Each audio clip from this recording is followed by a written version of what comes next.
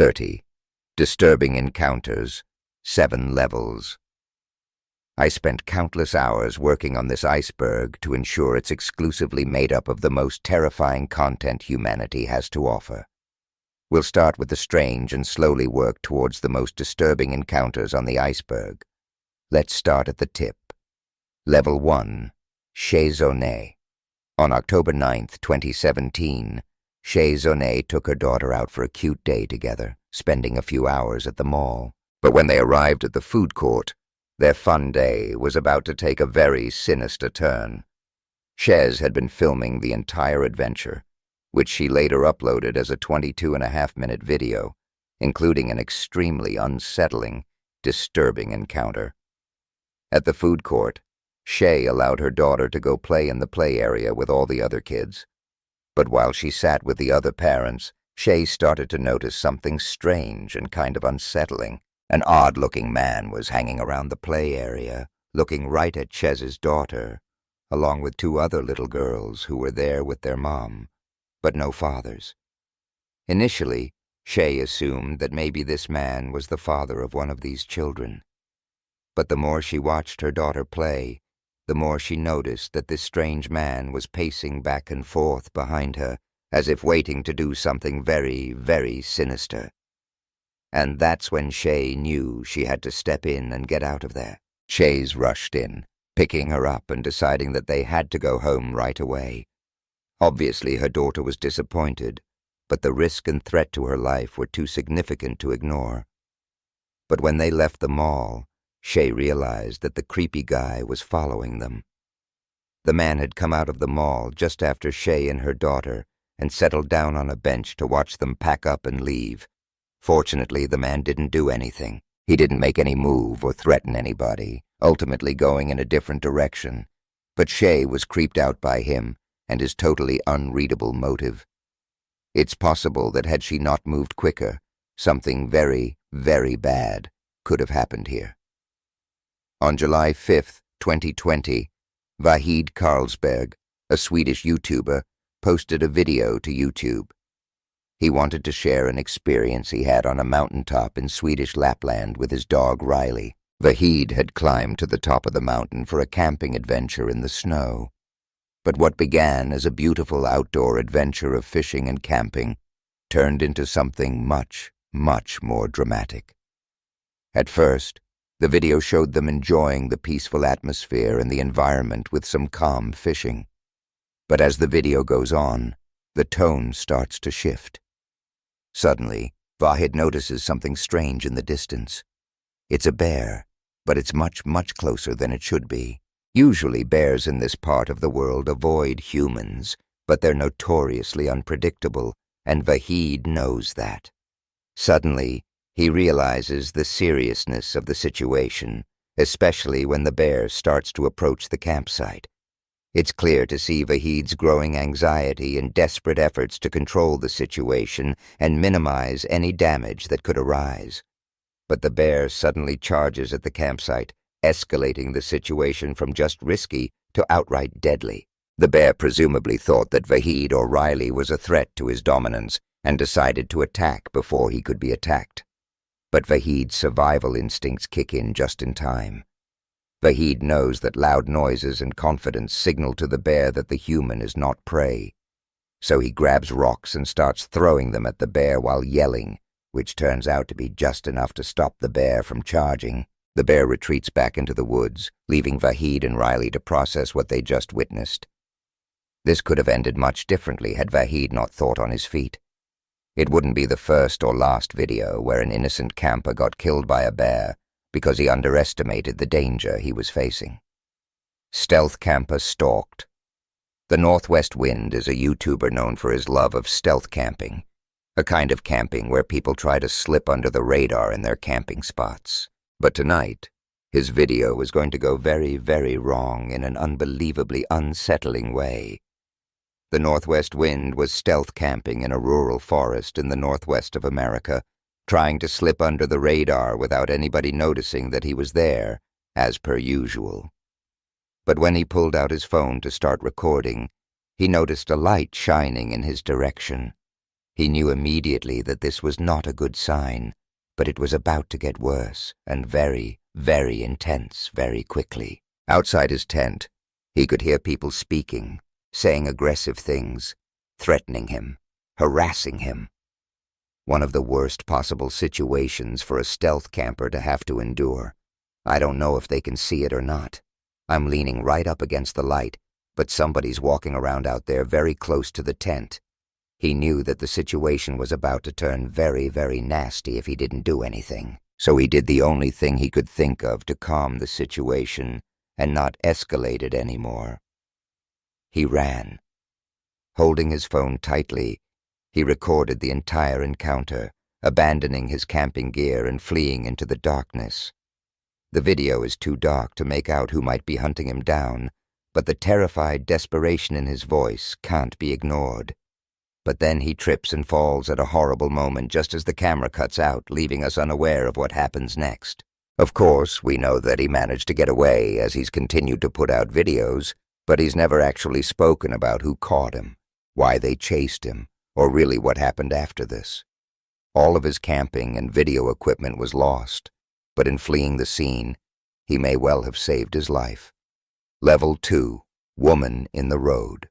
On June 2nd, 2018, around 1:46 a.m. Police in Texas were on a routine evening patrol with their dash cams on, but Sergeant Scott happened to notice a very unusual situation. The car ahead of him inexplicably swerved and braked in a highly erratic way. Initially suspecting that the driver may be under the influence or maybe even having a medical issue, Scott was ready to pull over. But then he noticed that the car had actually reacted to what seemed to be an object lying in the middle of the road. It looked like nothing Scott had seen, but as his car got closer, he realized that it was not an object. It was actually a woman. Her body was just laying there on the road, lifeless and asking for trouble. Obviously, he had no choice but to pull over and check it out, hoping that she wasn't dead or that he could do something to avoid a serious accident. Fortunately, she wasn't dead. By the time Sergeant Scott got there, he could see that she was just unconscious in the worst possible place. But now he had to find a way to get her out of the road and away from danger. After waking her up, he managed to get her on her feet and tried to move her out of the way of the dangerous oncoming traffic. But it was clear that the woman was drunk. She had been behind the wheel, unable to drive the car with any coherence. Her erratic behavior ended with the car being run into a nearby ditch before she got out and walked back to the road. But her drunkenness got the better of her, leading her to pass out in the street just moments later.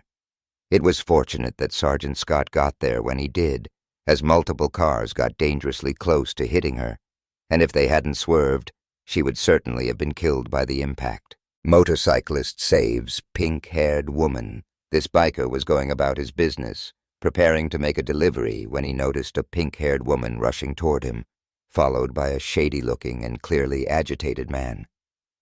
She's distressed, begging the biker to help her. Even in the footage, her distress is clear. This guy is not in his right mind. He's been chasing her for some time, and he was yelling something incoherent that was sending her into panic. It's obvious she had no clue who he is, but she had just found the one guy who was willing to help her. He could read the situation instantly, and he was not prepared to let it continue. As the man got closer to the bike, it became clear that he was on some kind of substance or drunk, totally incoherent and rambling, and a clear danger to himself and to others. He wasn't making any sense, and seemed agitated by the fact that this girl had walked away from him. The biker knew exactly how to handle it. The biker told the man that she was his girlfriend. A pretty obvious lie, but an easy way to defuse the situation and shut down any aggression. The man was determined to make his point, but the biker refused to give in, calmly insisting that the man go away. And it worked. The man gave up fighting against the biker's wishes, choosing to wander off into the night rather than continue a losing battle. As soon as the man left, the pink-haired woman thanked the biker with a hug, knowing that he had likely just saved her life from who knows what kind of danger. Attempted kidnapping in alley. A security camera angled into an alley usually doesn't give much in terms of interesting footage. But this one was truly something to behold, with the owners of the camera never expecting to witness a miracle like this one. At first glance, this footage makes absolutely no sense.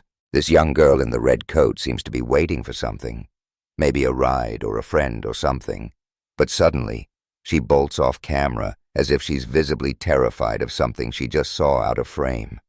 When the owner of the camera first saw the footage, they had the same confused reaction. What did she see that gave her such an intense fright? So they rewound the footage back to the beginning, hoping to try and make sense of it. That's when it all fell into place. The girl had been walking down the alley alone, likely heading home, when a car suddenly pulled up beside her. Initially, she doesn't pay much attention to it, but the door opens and a hooded man in a mask goes to step out. He's obviously about to kidnap her, something that she also sees coming. She starts to back up, clearly terrified of the situation. But just as the car is about to back up and make a second attempt at grabbing her, a stray dog rounds the corner and charges with some force. He starts aggressively barking at the man in the car, scaring him enough to send the driver speeding away. The dog didn't belong to the girl, or to the building, or the owners of the camera. It was truly just a stray dog that happened to arrive at the perfect moment and became the hero of the internet. Had he not shown up at all, it's seriously unpleasant to think about what this poor girl would have gone through. And it's an absolute miracle that this dog knew what to do at that moment. But not as much of a miracle as it would be if you could hit that subscribe button. Let's keep moving to Level 3. Level 3. Masked Forest People. It was January 2015, and a group of film students in New Zealand were filming footage for one of their class projects near Auckland's Parnell railway station. The footage wasn't anything particularly special, just authentic footage from the surrounding environment that they could use for their eventual project. But suddenly they noticed something strange and frankly unsettling. In the long grass beside the train tracks, they saw a couple, seemingly a man and a woman, both wearing creepy white masks. They weren't doing anything, just standing there staring at them. It was a deeply unsettling thing to happen to catch on camera, and something that the students laughed off, convinced that this was a prank. But then they started moving in strange ways, as if in formation. One of them climbed onto a nearby tanker and just silently stared. Suddenly, their laughter shifted to something much more anxious and nervous, unsure whether they would be able to make it out of this situation. But the closer she got to the students, the more terrifying it became. The students couldn't keep an eye on both of them at once, and once they got too close, the group decided to leave the location entirely. On the way home, they noticed a police chopper flying toward the location they had just left. However, the real terror came later. When the students got back home, they looked over the footage they captured and found something truly horrifying. While they hadn't noticed it in the moment, they could see that the couple were seemingly holding something in their hands, and that something looked suspiciously like a gun. One of them seemed to be holding a pistol as she walked, something that's undeniable when you see the clip. It's not clear who called the cops, but this was not the first time the couple scared people in the community this way. Creepy elder.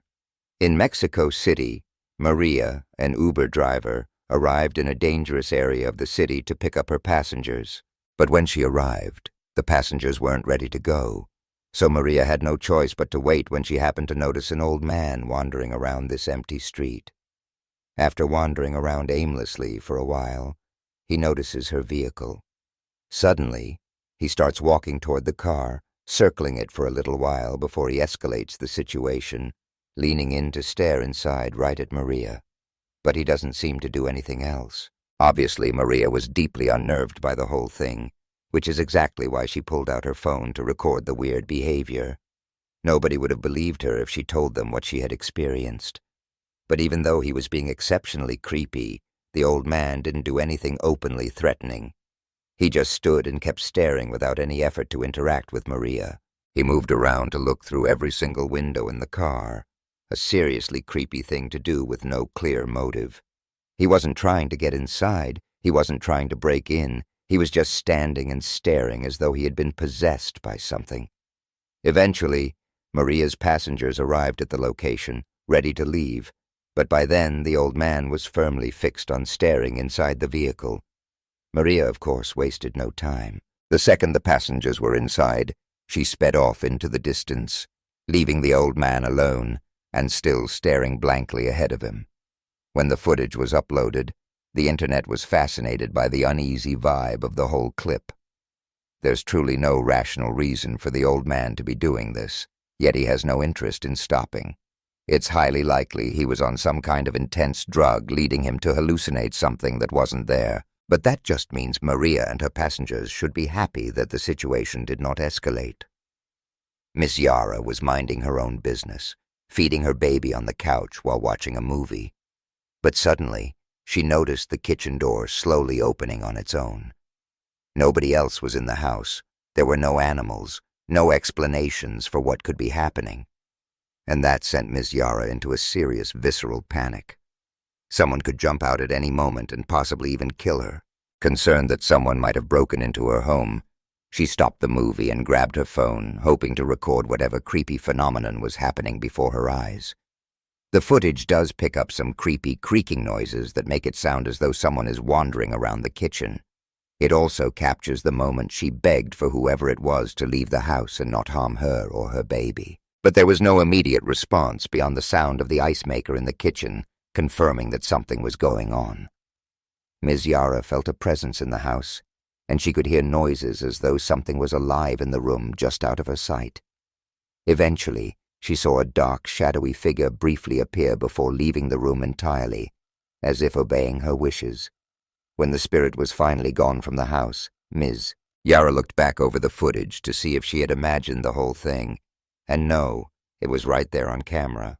She uploaded the footage, hoping that people online would have experienced a similar situation, but most people who saw the footage were just shocked that Ms. Yara was brave enough not to leave her house. Sushi Potato groped in public during a 2021 live stream in Tokyo. Japanese Twitch streamer Sushi Potato encountered 3 male fans who requested photos with her. Initially happy to encounter her fans, she agreed while positioning her hand over her low-cut top for modesty. But one man demanded she remove her hand, and when she refused, another forcibly grabbed her wrist to pry it away from her chest. The camera captured her frozen expression as the group took pictures while she stood rigid, her jaw clenched and eyes wide. She had just been harassed in front of the world. This violation occurred months after she suffered another public harassment incident. While live streaming in June 2021, Sushi Potato had sat cross-legged on a sidewalk to chat with a stranger. As they listened to music together, the man suddenly reached toward her boobs. She threw water at him and forced him to leave the scene before it could escalate further. Both assaults unfolded during street streams with the world watching, showing how bold and unashamed the harassers were. In the photo incident, the man maintained smiles throughout, treating the attack as a game, as if she had no real feelings or humanity about her. But in both cases, Sushi Potato resumes the stream immediately afterward, but her voice can be heard shaking. The video later circulated internationally in 2024, falsely attributed to India, until fact-checkers identified the Tokyo location through cinema signage and verified Sushi Potato's streaming history. Bandit attack. On November 30th, 2018, Utah natives Bryant and Lauren Swenson found themselves navigating Kenya's rugged Kijabi Road, the last-minute route switched to avoid the blocked-up traffic on the main roads. Their Toyota Land Cruiser was also carrying fitness trainer Shiv Simhani and colleague Collins Monday on a routine drive that turned lethal within seconds. As they rounded a bend, they encountered a stalled public van surrounded by 3 masked men, bandits. 2 of the bandits brandished machetes, their blades glinting in the sunlight, while a third fumbled with a handgun tucked in his waistband. The ambush site had been strategically chosen, and potholes and rough terrain forced vehicles to slow, giving attackers an advantage. The Swensons' dashcam footage showed the robbers sprinting toward their Land Cruiser, weapons raised. Bryant slammed the manual transmission into reverse, buying critical seconds to roll up the windows as Lauren shouted. The footage shows the bandits closing in, swinging machetes at an accelerating vehicle. But Bryant shifted gears again, lurching forward through a cloud of dust as their steel blades struck the car. The police opened fire on the gang just as they escaped the scene with their lives intact. Unknown to them, they'd passed 2 armed officers minutes before the attack, but chose not to stop and pick them up, saving them from a potentially deadly firefight. Kenyan media later reported the ambush occurred along a known crime corridor, though the Swensons had no prior warning. Armed robbery in Nola. It was February 10th, 2025, and a couple was walking through the dimly lit streets of Broadmoor, New Orleans just after 9:30 p.m. This surveillance footage captures the moment that their casual conversation abruptly stops as a hooded figure emerges from a side alley, blocking their path with a pistol aimed at chest height. The husband instantly steps in front of his wife, moving them around the front of a parked car to shield themselves from any potential injury. But the assailant, whose face is obscured by a black ski mask, gestures violently with a weapon suggesting he's demanding something, but the messy audio makes it impossible to know. What do you want? What do you want? For the next few seconds, the gunman waves the gun around until finally the husband removes his jacket and hands it over to the guy. Satisfied with what he has, the man immediately flees the scene. The police later confirmed the weapon was a modified 9mm Glock with an illegal extended magazine, meaning that this encounter could have turned deadly had the aggressor followed through with their threats. Alyssa Vanilla. Alyssa Vanilla is a solo female van lifer who uses her YouTube platform to document her daily life moving around the United States. But this encounter was far more disturbing than any other she had ever experienced. While camping in the remote desert outside Tucson, Arizona, an unidentified man in an ATV approached her campsite unannounced. He initiated a conversation by asking if she needed water, then casually revealed he wasn't a park ranger, but a local resident. The man lingered despite Alyssa's guarded responses and clearly disinterest in talking to him, detailing his family life in a way that felt performative. He said his wife lived nearby and that she was welcome to come for a shower, but suggested she visit when he's home to avoid arousing any suspicion. When asked about her camping plans, he replied, "If you do stay, I'll see you again," a statement that sounded far more like a threat than anything else.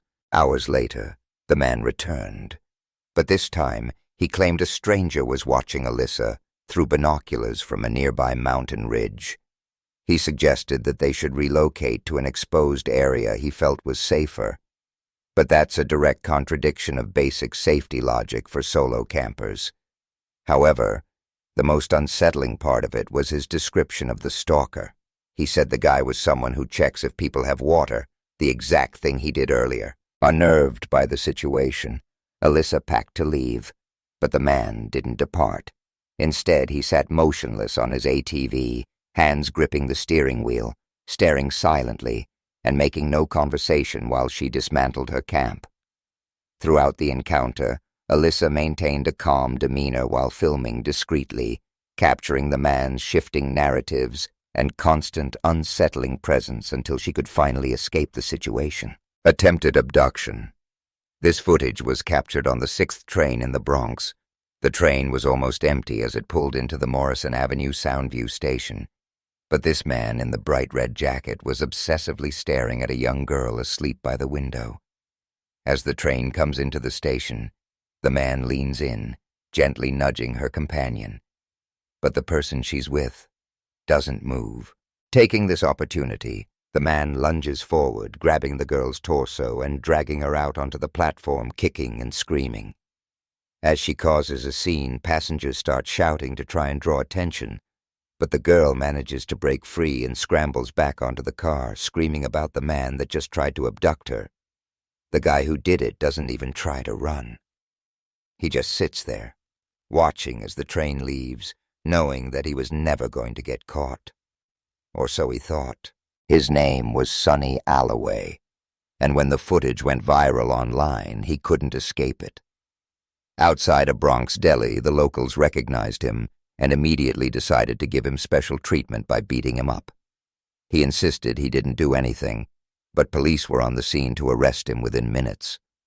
Fortunately, the woman wasn't hurt, but she never formally reported the incident, leaving prosecutors reliant on the video and witness accounts. However, Alloway had a long criminal history, including prior weapons and assault charges. Carolina Judah. A young TikToker, Carolina Judah, was walking home late at night when she realized that a man was following her through the foggy streets.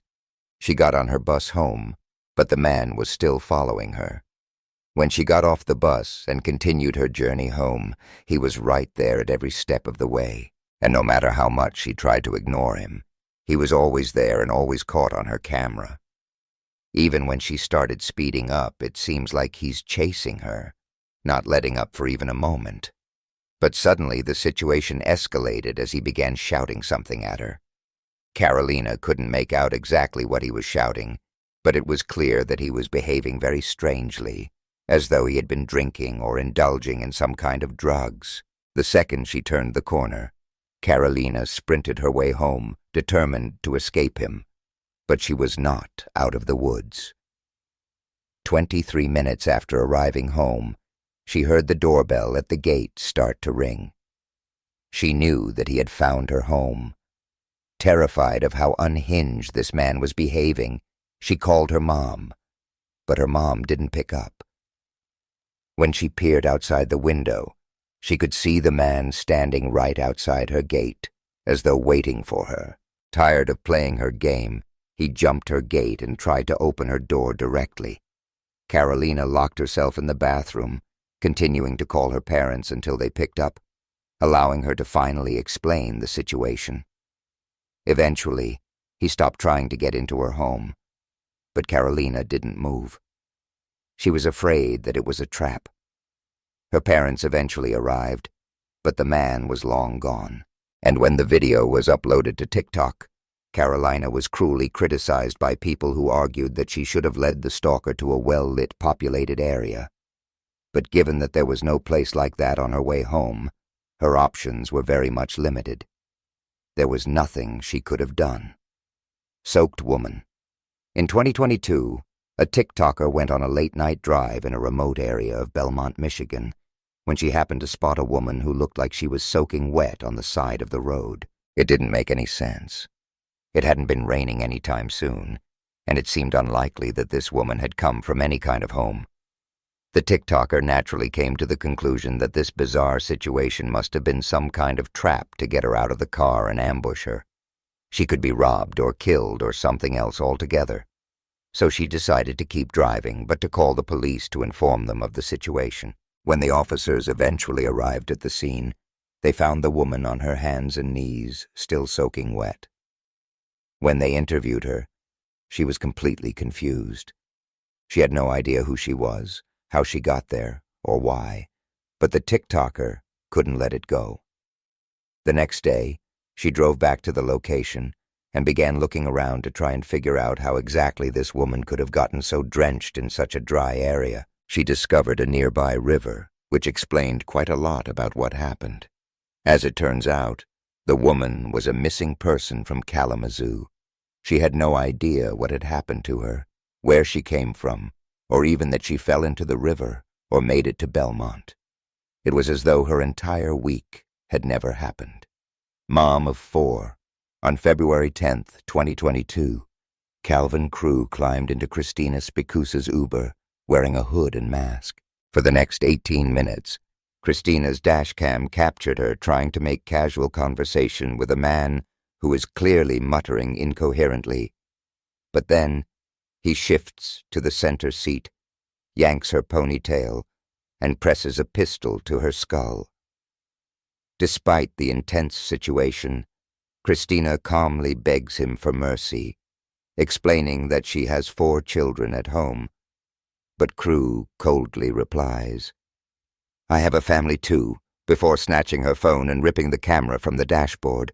For the next hour, unseen by the severed cams, Spikusa is forced to navigate deserted roads, while crew assesses her banking apps to steal her money. Detectives later reconstructed her final moments through GPS data and financial records, revealing transfers initiated under unthinkable duress. Her body was discovered 2 days later in a Monroeville wooded area, face down, with a single gunshot wound to the head and her COVID mask still secured. The murder weapon, registered to Crew's girlfriend, was never recovered and remains lost. Investigators traced Crew through license plate readers, cell tower pings, and a fingerprint he left on the discarded dash cam. His girlfriend testified he'd used her account to order the Uber and later confessed to the killing during a FaceTime call.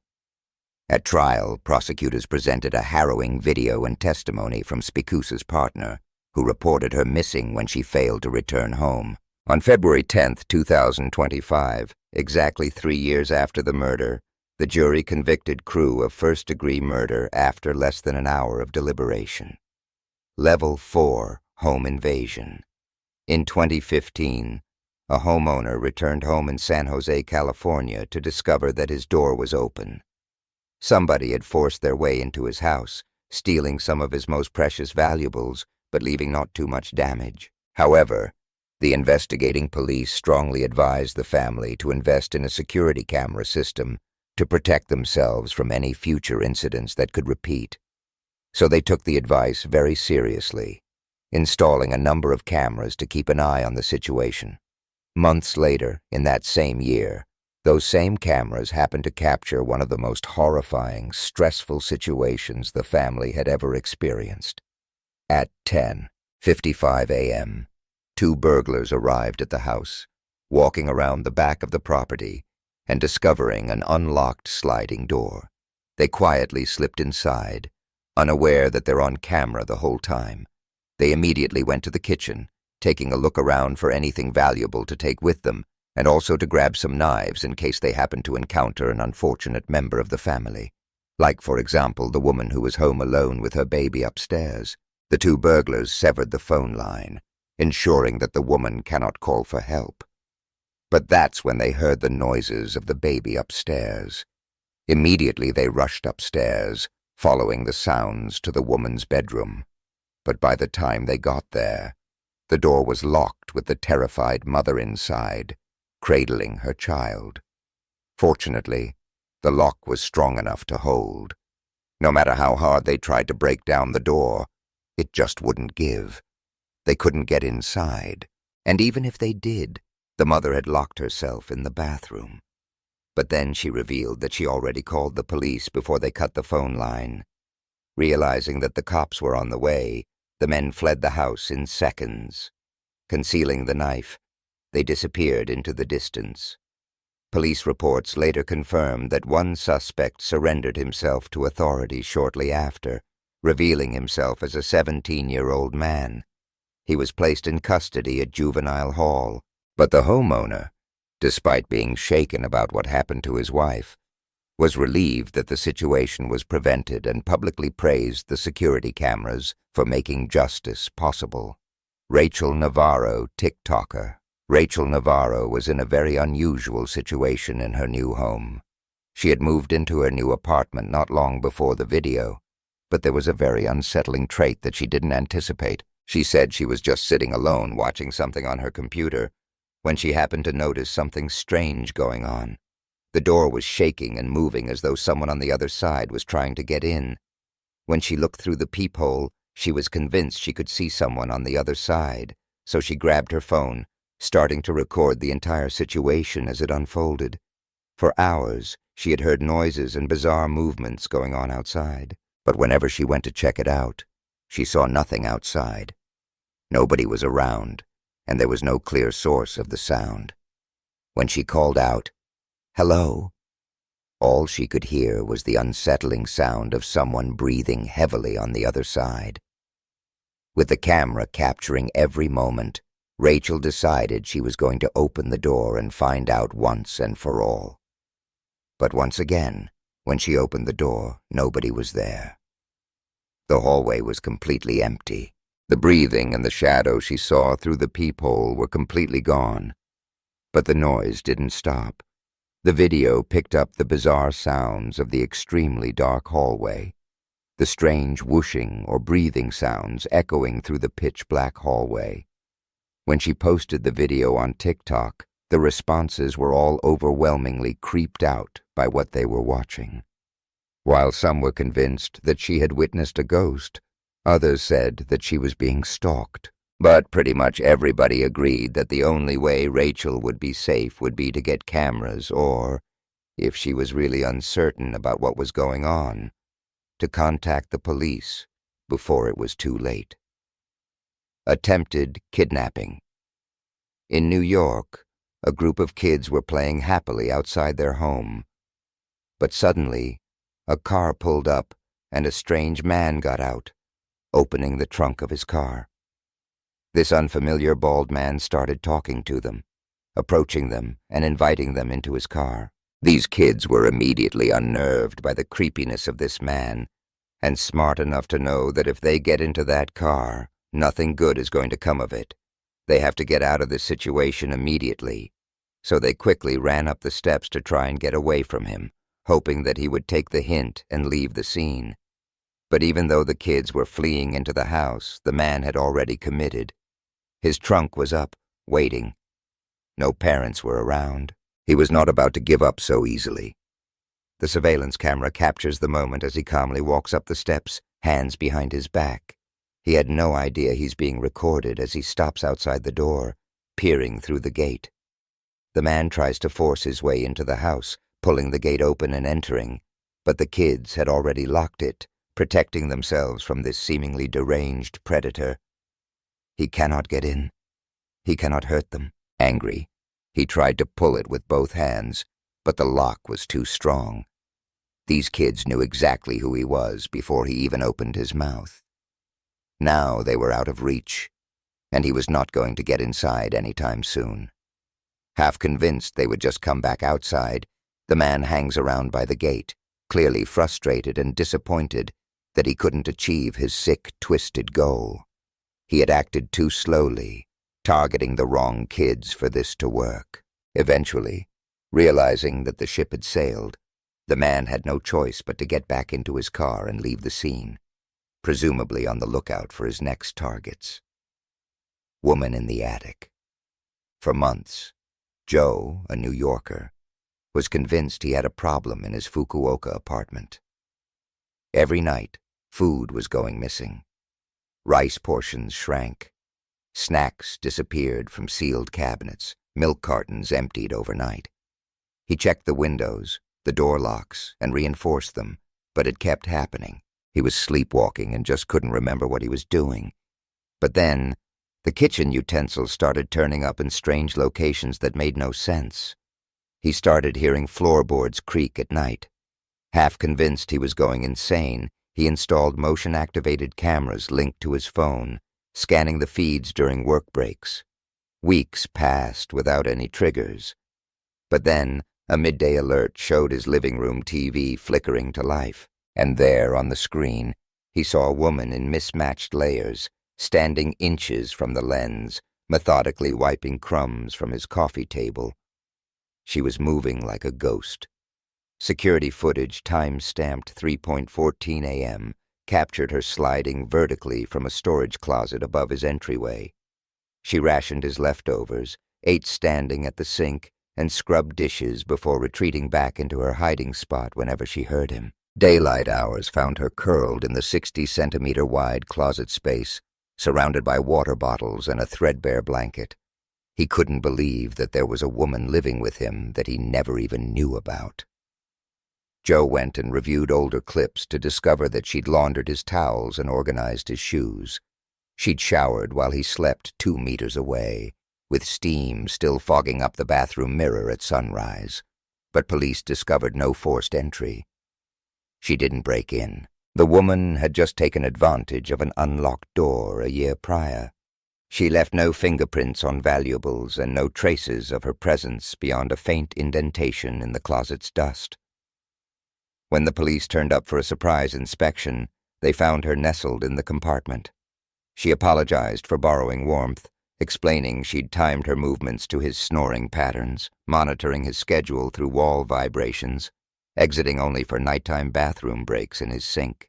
And Joe never had any idea. Shadow in an abandoned school YouTuber. Chris made the brave decision to go exploring in an abandoned school at night. Stories around the school had centered on some very sinister goings-on inside, including sacrifices and worse.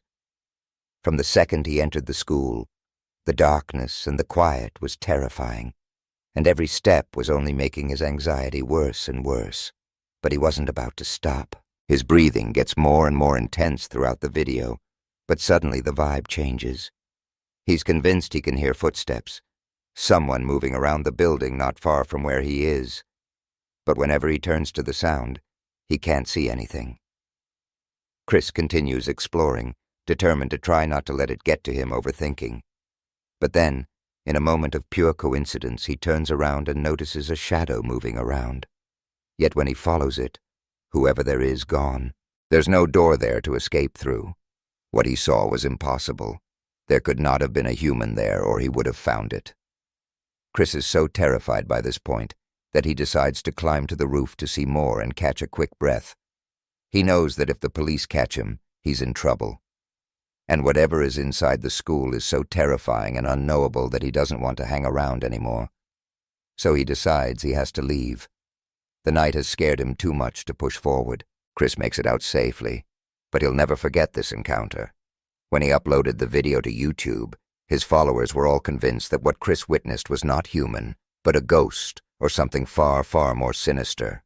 Level 5 woman attacked by tiger. On July 23, 2016, a family touring Beijing's battling wildlife world entered the Siberian tiger enclosure in their car.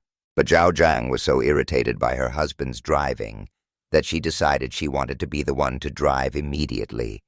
Security footage shows the car slowing to a stop near the dense foliage. Without any clear warning, Zhao climbs out of the passenger side, walks around the front of the vehicle, and opens the driver's door. She's tense and clearly irritated by the argument within the car. But just as she leans into the car, a 400-pound tiger leaps from the undergrowth. It lunges at Zhao, clamping its jaws around her neck and dragging her backwards into the grass. Her husband scrambles out, shouting, but freezes as the predator vanishes with his wife. Seconds later, Zhao's 57-year-old mother Li bolts from the car in pursuit, ignoring the roars echoing through the enclosure. She just wants to get her daughter back. But there's a second tiger stalking the road, and as Li sprints towards her daughter's limp form, which is now partially obscured, the second tiger intercepts her mid-stride and tackles her to the ground. At this point, you can see park staff in a patrol vehicle blasting air horns and revving their engines to try and stop the chaos. But the attack continues for another 20 minutes. By the time the tigers were handled, Li sustained catastrophic injuries to her face and neck, dying before the paramedics could arrive.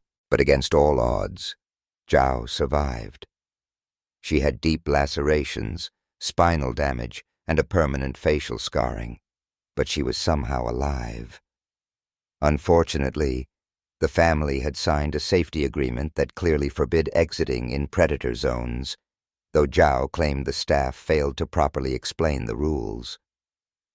Zhao sued the park for inadequate emergency response and insufficient warnings, but the park faced no legal liability, citing clear negligence by visitors. Tommy Braley found. On August 25, 2017, Tommy Braley left Brewer's Bar and Grill in Sumter, South Carolina in his silver BMW 325i and vanished. For the next 7 years, his family clung to fragmented hopes. Was he alive somewhere? Why had no trace of the car surfaced? Described as the glue of his family, Braley's absence left a void, with relatives organizing searches and pleading for answers, but they got none for years. In late December 2024, scuba divers Adam Brown and Jason Zarada arrived in Sumter armed with sonar equipment to scan the waterways near Crestwood High School. a route Braley would have taken home. The team focused on a small creek off Highway 401, which had never been fully explored in the investigation. Hours of methodical scanning led to the discovery of a faint outline. A vehicle submerged 10 feet below the surface, a BMW. Authorities were immediately alerted, and a tow truck hauled the waterlogged BMW out of the creek. It matched Braley's car exactly, and inside, slumped in the driver's seat, were skeletal remains. The Braley family had to wait for confirmation, which only made the anxiety even worse. But dental records confirmed the worst. Tommy had been in the car all along, and had just never been discovered. But now there were even more questions. How had the BMW remained undetected in a shallow, publicly accessible creek for nearly a decade? Why had earlier searches missed it? Adam Brown later reflected on the proximity of the site to Braley's home, saying that it was a tragedy that such a short distance had separated the family from the answers they deserved. However, investigators haven't discussed potential causes of death, or how the car entered the water, leaving the final moments of Braley's disappearance an unsolved mystery. Wanted man attacks. Young girl.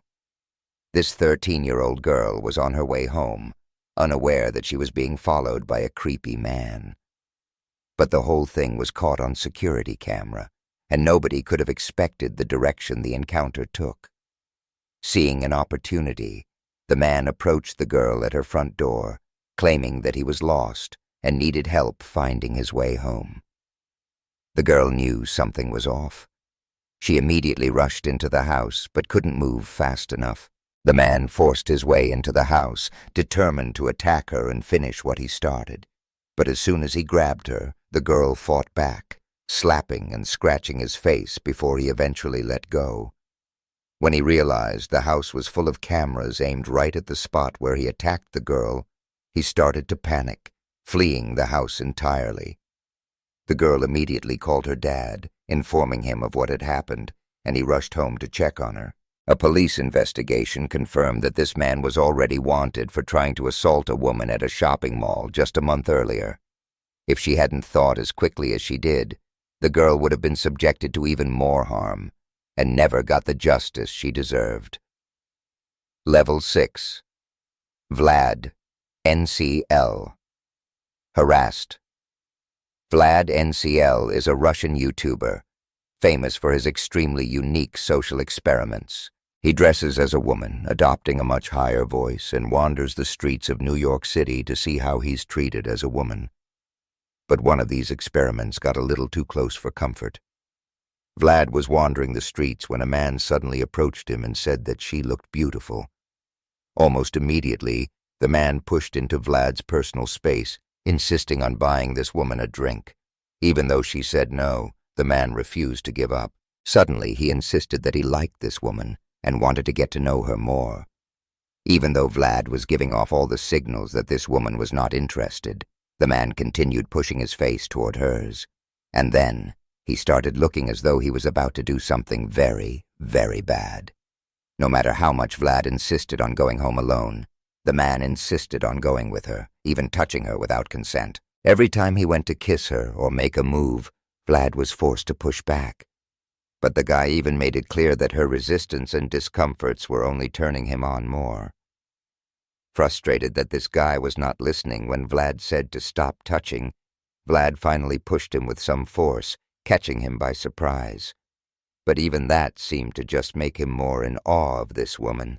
Eventually, Vlad managed to get out of the situation, but he noted in the video how unsettled he was that so many people went past and did not bother to help at all, suggesting that if something went wrong, nobody would have stepped in. Murder of Myrna Salahin. On January 6, 2016, 27-year-old Wayan Myrna Salahin, a recently married socialite and daughter of a prominent Indonesian businessman, arrived at an upscale cafe to meet her friends. The CCTV footage shows one of her friends, Jessica Kumala Wongso, arriving almost an hour early, securing a table and ordering a Vietnamese iced coffee for Myrna, alongside 2 cocktails. Before Myrna and her other friend, Hani, arrived at 5:16 p.m., Jessica positioned shopping bags on the table, partially obscuring the camera's view of the drinks. Myrna took one sip of the coffee, grimaced, and allegedly said, "It tastes awful." Suddenly, within seconds, she clutched her throat, convulsed violently, and foamed at the mouth as her body slumped to the floor. Hani and the cafe staff rushed to help, but Jessica stood motionless, repeatedly rubbing her palms and inexplicably accusing the staff of poisoning her coffee.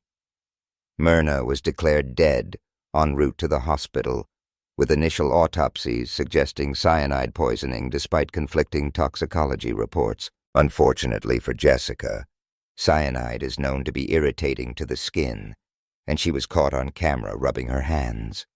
The grainy CCTV footage became a focal point of the trial. Everything that Jessica did before her friends showed up, adjusting the bags, handling her purse, and waiting alone with the drinks, was increasingly viewed as highly suspicious behavior. Prosecutors argued she used the bags to hide pouring cyanide into the coffee.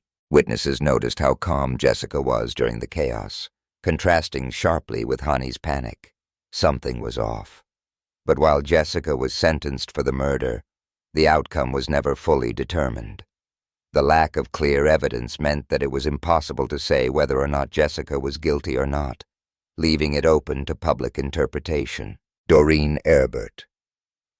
On Halloween night, 1984, Doreen Erbert, 8 months pregnant, stayed home with her 4-year-old daughter, Deanna, while her husband, Charles, left the house to make a quick errand. But during this time, a harsh knock at the door interrupted the evening. When Doreen opened the door, she found herself face to face with a man in a cartoonish wolf mask wielding an 18-inch machete. She screamed at him to get out of the house, pushing Deanna behind the couch to protect her. The attacker used the blade to slash Doreen's abdomen with such force that blood sprayed the ceiling and walls. When Charles returned later, he found the front door unlocked and Doreen dead in a pool of blood, her left hand severed.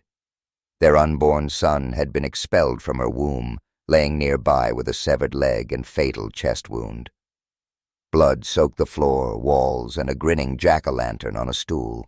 Deanna was the lone survivor, telling her dad how the masked man threatened to come back and finish the job if she spoke about what happened. The police followed a blood trail from the Erberts' home across a pedestrian overpass to William Michael Dennis's neighborhood. They found him bandaging deep cuts on his right hand. Inspecting his house, they found that his garage washing machine contained blood-stained clothes, and his truck's steering wheel was marked by smeared blood. A wolf mask matching the one worn at a prior Halloween party and left at the crime scene also appeared in photos inside Dennis's closet. Receipts linked him to a machete matching the murder weapon. The evidence was overwhelming. He also happened to be Doreen's ex. Dennis claimed he'd accidentally cut himself with a kitchen knife, but autopsy reports confirmed Doreen and the fetus died from chopping wounds inflicted by a heavy blade, and neighbors reported seeing a wolf-masked man stalking the Erberts' street earlier that night.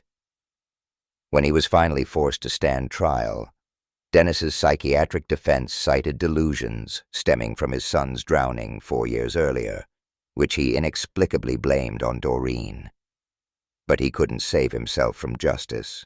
Kidnapping and murder of Sarah Eberhard. On the evening of March 3rd, 2021, Sarah Eberhard left a friend's house near Clapham Common, London, at 9:00 p.m. CCTV footage captured her walking alone towards Brixton, speaking to her boyfriend on the phone for 14 minutes. At 9:34 p.m., a London bus camera recorded her standing with a police officer near a white Vauxhall Crossland with flashing hazard lights. The officer was the off-duty Metropolitan Police Officer Wayne Cousins, who presented his warrant card and falsely arrested her for violating COVID-19 lockdown rules. He handcuffed her on the pavement and forced her into the vehicle. With his hostage in the car, Cousins drove 80 miles toward Kent, switching cars in Dover shortly before midnight. By 12:57 a.m., his phone was locating him in remote woodlands near Ashford, where he whipped Eberhard before strangling her to death with his police-issued belt. Security cameras later captured him at a Dover service station at 2:34 a.m. He was buying drinks with nobody even thinking to suspect that this man had a woman's body lying dead in the trunk of his car. He transported her body to Hodes Woods, a piece of land he owned, stuffing her remains into an abandoned refrigerator, dousing it with gas and flammable materials. Over the next 3 days, Cousins maintained his routine, attending a dental appointment with his children, emailing his supervisor about his work stress, and returning to the woods to incinerate Eberhard's body to fully remove any evidence that could be traced back to him. On March 5th, he purchased builder's bags from B&Q, using them as weights to submerge her charred remains in a pond. It wasn't until later, when investigators traced his movement through all of these cameras, that they saw the true extent of what he did and caught him on camera disposing of Eberhard's phone in the River Star. Sarah's family reported her missing on March 4th. By March 10th, dental records confirmed her identity after police discovered the bags in Hodes Woods, all but proving that Cousins was responsible. To defend himself, Cousins initially fabricated a story about Eastern European gang coercion, but cell site data and DNA evidence, including his semen and her blood in his car, left no credible innocent explanation. Caught out, he pleaded guilty to kidnapping and receiving a rare whole-life sentence for the depravity of his crimes. Level 7. The Sushi Stalker. In 2004, Rie Miyoshi began dating Hideto Kozutsumi, but by 2006, she ended the relationship due to his increasingly unsettling behavior toward her. But even though the relationship was over, Hideto was far from happy with it. Over the next 4 years, Hideto's fixation only intensified. By 2010, Rie reported him to the police for relentless stalking and threatening emails, which included words like, "Yet, despite her pleas, authorities took limited action, arresting Hideto only in June 2011 under Japan's anti-stalking law. He received a suspended sentence for his actions. But unbeknownst to Rie, critical mistakes were unfolding. During Hideto's arrest, police accidentally disclosed her new married name and address while reading the charges against him. He immediately used the information to his benefit, hiring a private investigator who tricked Sushi City officials into revealing her location by posing as her husband. These breaches handed Hideto the tools to hunt down the woman he believed was his. After his release, the harassment continued at an alarming speed. Between April and November 2012, Hideto bombarded Rie with over 1,000 emails demanding monetary compensation for her breach of contract after she married another man. Increasingly scared for her life, Rie returned to the police, but they dismissed the emails as non-threatening. They were wrong. On November 6, 2012, Hideto arrived at Rie's sushi apartment while her husband was at work. There were no signs of forced entry, suggesting she might have opened the door under duress or intimidation. But as soon as he was inside, Hideto stabbed her repeatedly, killing her. With Rie dead, he hanged himself from her second-floor balcony. By the time police found Rie's phone, her inbox was filled with unanswered emails, many repeating the same demands. The tragedy exposed a series of systemic failures in Japanese law enforcement. Lax enforcement of stalking laws, careless handling of victim information by authorities, and loopholes allowing perpetrators to exploit third parties like private investigators. Rie's attempts to rebuild her life were futile because the system had no interest in protecting her. If you're a fan of disturbing encounters, you need to check out this video.